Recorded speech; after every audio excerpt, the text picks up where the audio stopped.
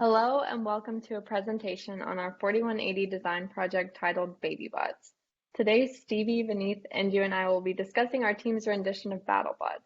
This project is categorized as making a new, reasonably complex embed controlled device that has multiple I/O features.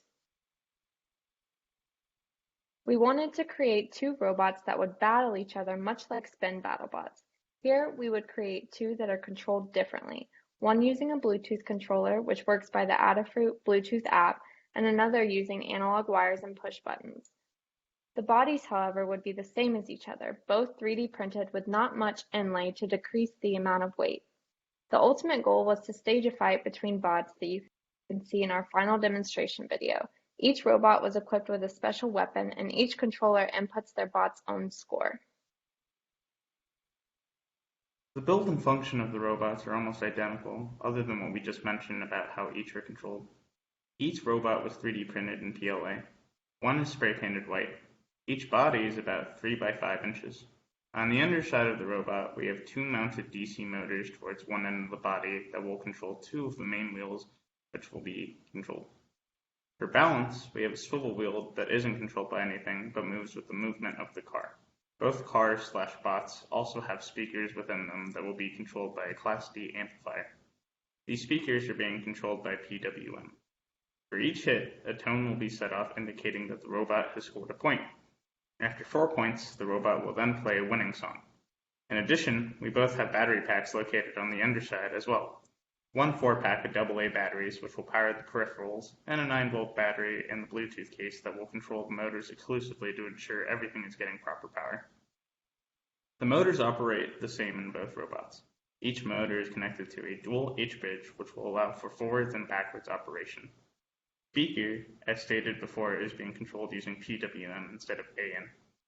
We wanted to create our own tones using the play note function. Each hit will play a note, and each win song was created and modeled after another popular song. For the Bluetooth robot, the advantage here is that there is not a trail of wires, and all of our electronics can be found on the body.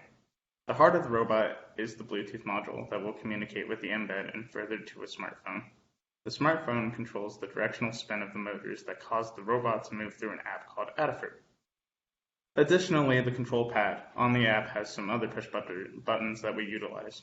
One push button will be used to keep score, i.e. the amount of times our robot has hit the other. Another controls the spin of the frontward motor controlling our jousting screw. We have a large screw that attaches to the motor on the front end of the robot. We used a screw for this as the other robot has a bunch of wires, and it would be more detrimental to the wires if they were caught in a torquing screw. Bluetooth bot needed to be sampled to see what button input was given, however.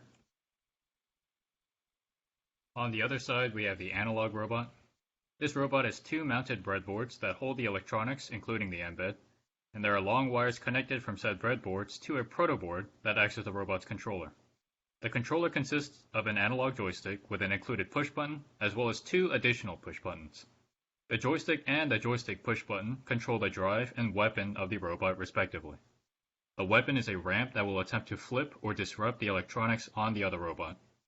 The two additional push buttons control the onboard LEDs, which track the score, and although the long wires act as a disadvantage for the movement of the robot, it is compensated by the responsiveness and precise control of the joystick.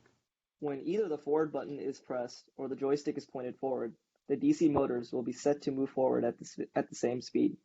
If a left tilt or button press is detected, the right motor moves forward, but the left motor moves backwards, causing a counterclockwise spin. And the opposite will happen for the right side. When a back button or tilt is detected, both motors move at the same speed, but backwards. The way we keep track of scores is independent of the robot. What this means is that the robot that is being controlled controls its own score. When bot 1 hits bot 2, bot 1 will push a button, which will control one of their own embed LED while a sound is being played. This signifies that they've received a point. With each additional hit, another sound plays, and the other LED will turn on until 4 LEDs are reached. The first bot to 4 points is the winner, and once 4 LEDs are reached, the final win song plays and the motor deactivates using the abort function. So in conclusion, here's the demo of our robots. Mm-hmm. Side.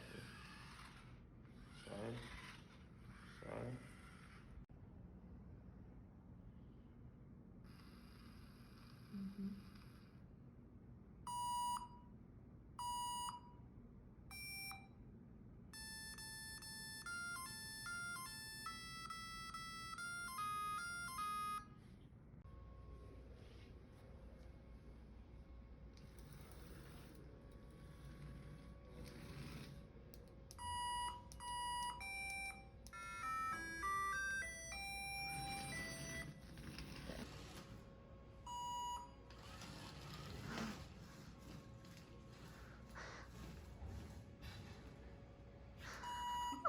As you can see, although the analog bot offered more responsiveness, the lack of power in its weapon as well as the bulkiness of the wires proved to be too much for the baby bot to handle.